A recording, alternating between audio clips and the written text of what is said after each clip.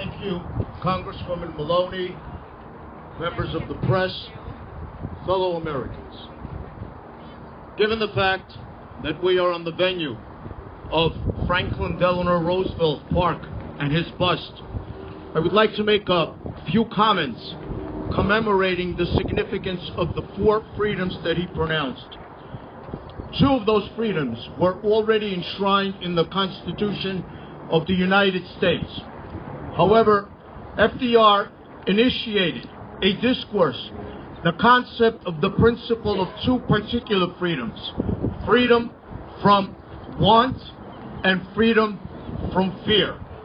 It is precisely that last freedom that I should like to address today, because it's ironic what transpired subsequently after Franklin Delano Roosevelt initiated talk about this freedom from fear.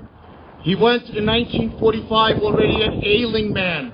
He went to Yalta, and Joseph Stalin essentially wrested all of Eastern Europe from the people who lived there.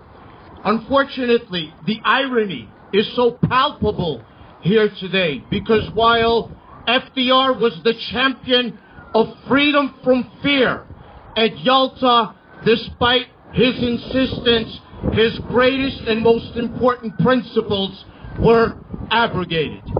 We have a very similar situation, ladies and gentlemen, today.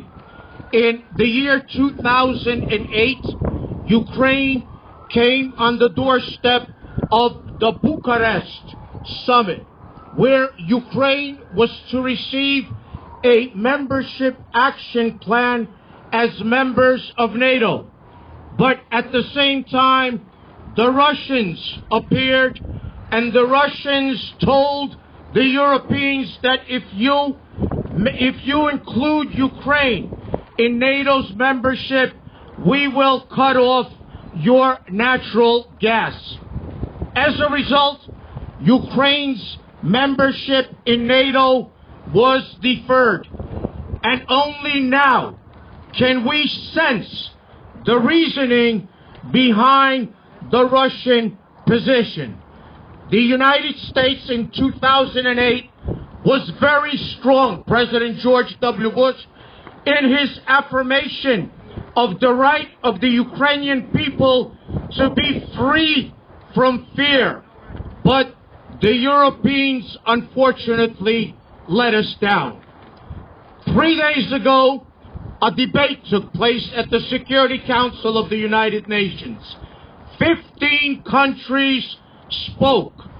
14 countries, including Communist China, condemned Russian aggression in Crimea and its violation of Ukraine's territorial integrity. Only Russia made up a number of pretexts about its need to enter upon Ukrainian territory. The world community is no longer fooled by Russia. So, at this particular juncture, the vote at the Security Council will take place. The vote will be 14-1 in favor of Ukraine's territorial integrity. But Russia has a veto at the Security Council. However, next week, the European community will meet.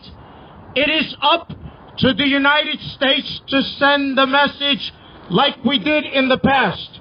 Tell the European community to include Ukraine in the European Union as an associate member and offer Ukraine finally an accelerated membership in NATO, the North Atlantic Treaty Organization.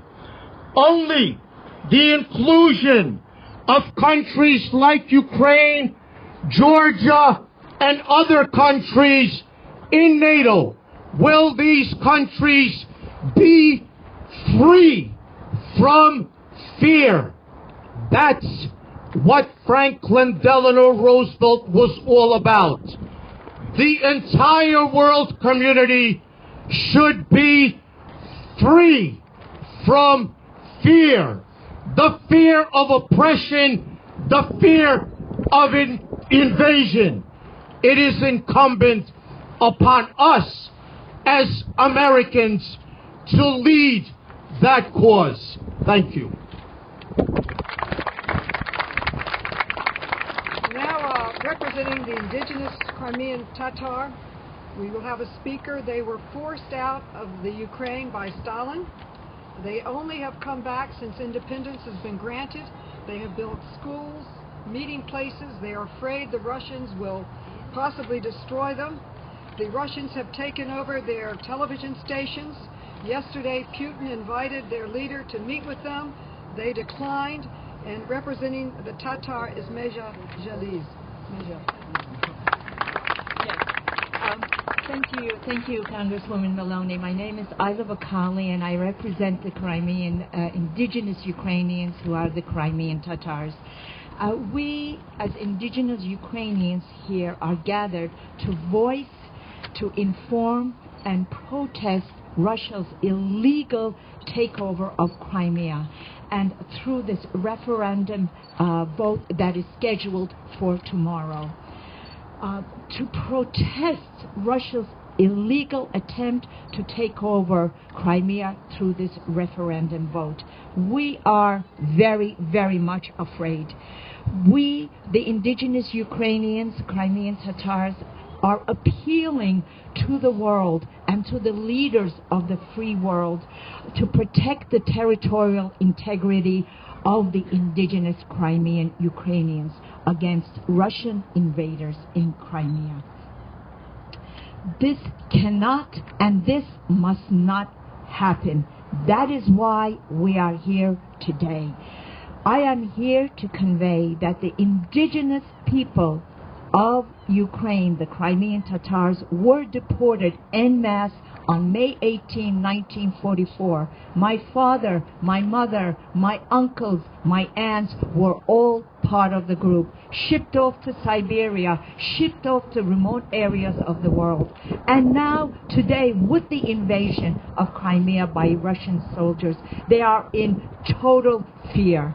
And it is under President Roosevelt's fourth freedom of fear that we as indigenous people are gathered here today. I want to put a face into the events that are taking place in the newspapers.